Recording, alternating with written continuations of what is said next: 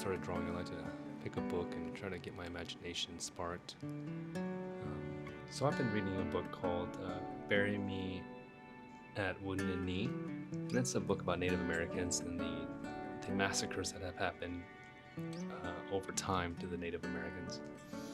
I like to read about the subject before I draw it and try to get an understanding of what emotions and feelings and scenes actually happen that I can implement into my art piece.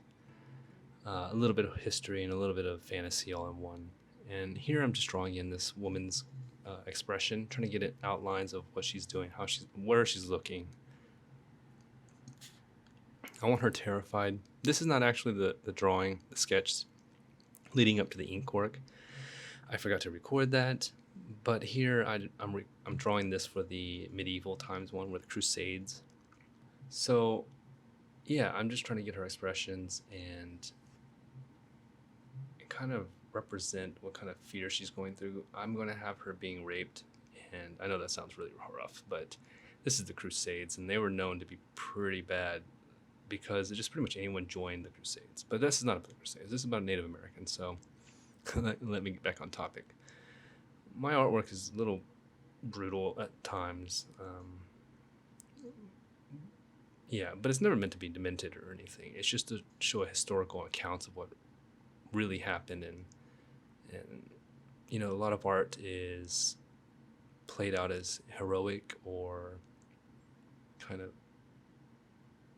how can I say it, praising the wrong side of the team. Everybody wants to praise themselves and not show the truth, right? In America and in a lot of religions and a lot of organizations back in the day had done, you know, horrible things. And the Crusades was one of them, but one of the biggest ones that really hurts me, since I'm a North American, is the Native American thing. The Native Americans have been, you know, mistreated since the get-go of the founding of North America and Central America. So here I'm going to try to just give you some stuff that I've learned in this drawing process, as well as some things I learned about the Native Americans. That way, it's not too boring for you guys. So I'm trying to outline all these lines, just getting the lines around each part of the subject I want to shade in or detail, right?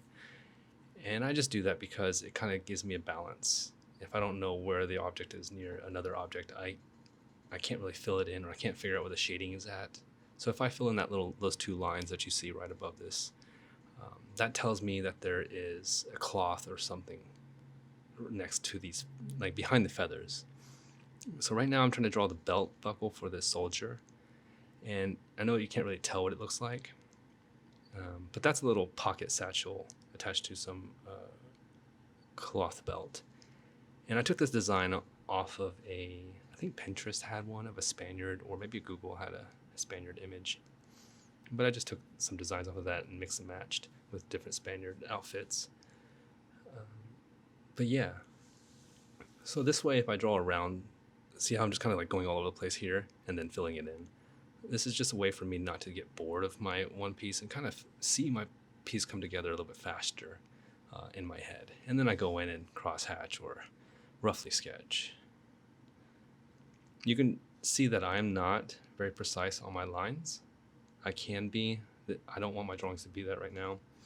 The cross-hatching technique is very clean. Each line is almost perfectly separated from the other line beside it.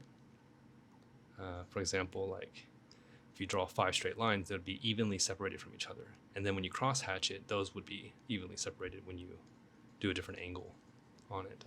Maybe I'm not explaining one, but you can see it in my artwork. Those lines on his neck, those on his left side of his neck, they're almost perfectly even, right?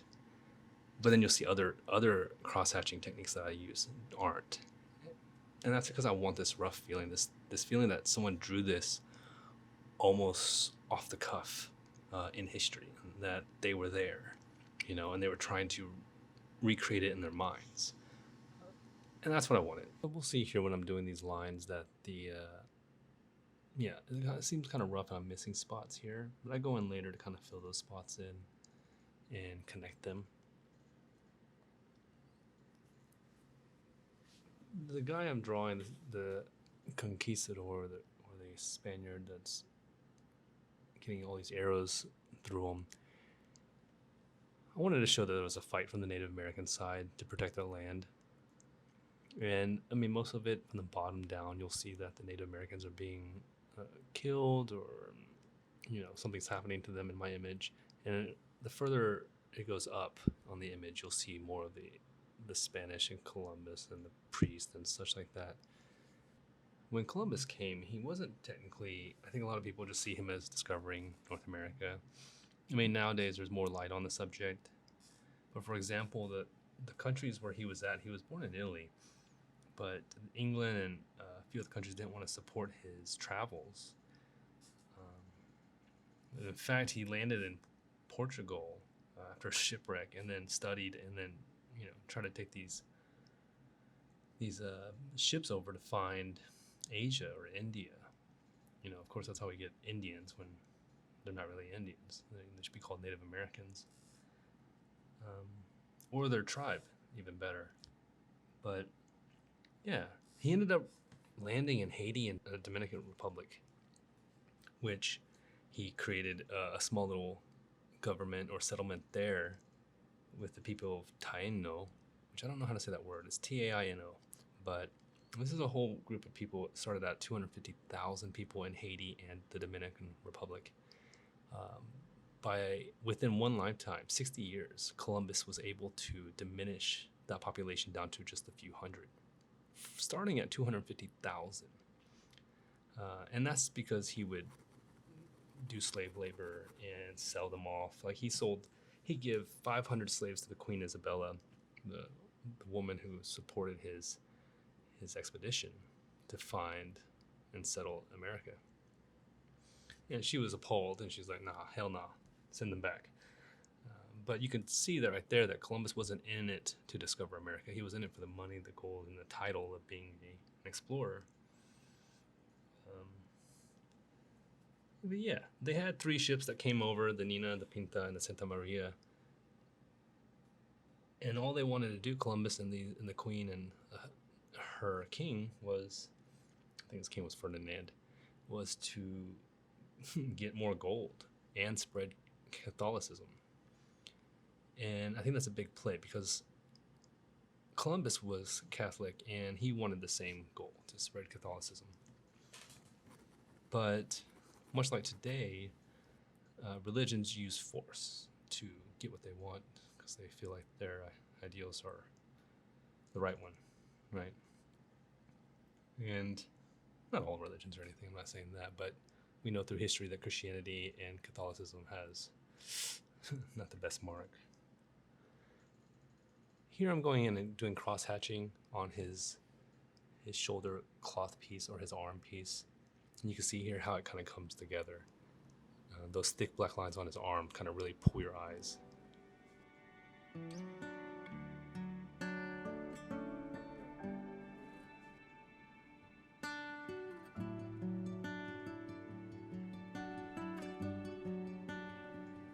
And then down here you see the little girl being protected by the wolf, the mother grabbing the leg of the soldier who just hit the chief, the Catholic priest behind. I'm going to actually start sketching in the tree. I need to put the water in the background, the beach and the ships and the tree, with another Spanish swordsman on a horse. You can see the horse right below my pencil right there. Here I'm drawing this guy getting scalped. And the funny thing is, scalping didn't come from Indians. It was actually, they just started doing it after the Europeans had done it to them. They were actually paid to do it, to scalp Native Americans, and Native Americans just took it on as like, well, if you're going to do it to us, we're going to do it to you.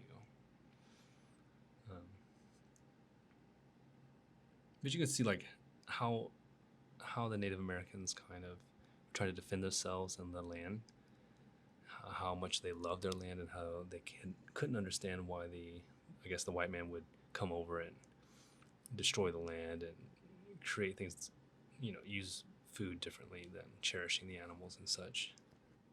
From the book Bury My Heart at Wounded Knee, General Philip Sheridan said, "The only good Indians I ever saw were dead."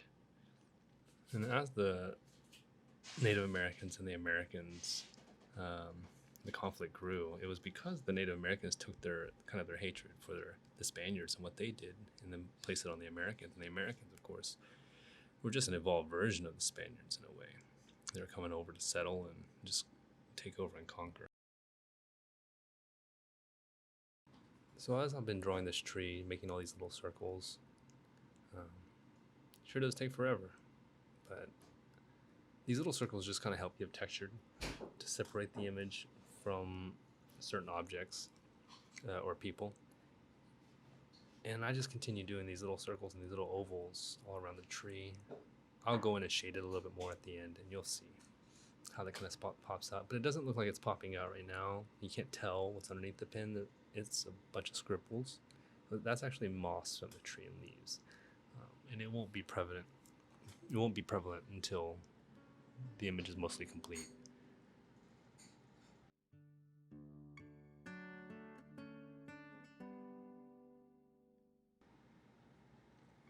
I'm using a Copic 003 pen.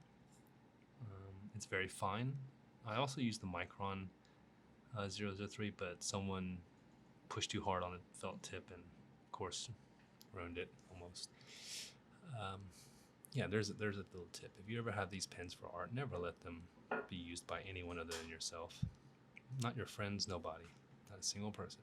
They will destroy it if they're not an artist, or if they've never used a felt pen like this before.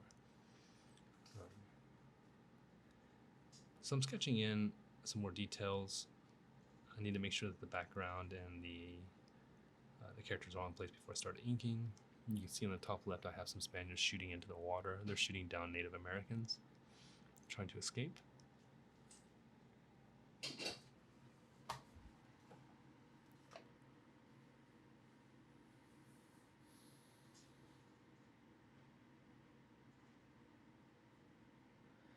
I find these lines that I make with the lathes are very fun.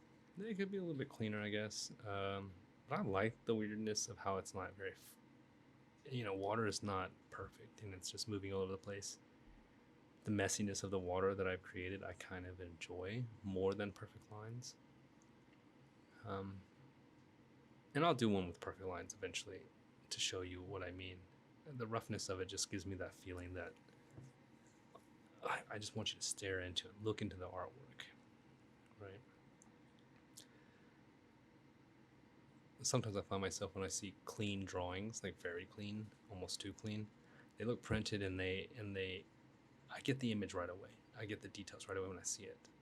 I want my viewers to kind of look at my image and go, not really know what's going on, and then look closer and then feel what's going on and discover new things every time they look at it. And I've learned that when I make my drawings a little bit more rough, a little bit more messy, it creates that feeling or that emotion in the drawing.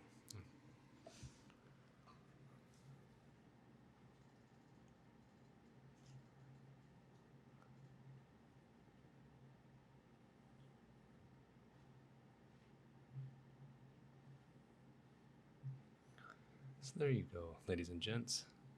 I really hope that you enjoyed this drawing. I put a lot of work into this. This was my first one of a series of about, I have 6 others coming from different time periods, like the Crusades, I don't know, there's so many I can't even think of which one to go to next. Vikings, they had issues too, and so on. But then I'm also starting a biblical series where I'll go through the entire Bible and drawing that likely would have happened in this style as well. And that'll probably take me 40 years to do, but this is a good start. So if you guys like this video and you want to see more, please subscribe and like this video. Yeah. You can also visit my Instagram at exochocolamb.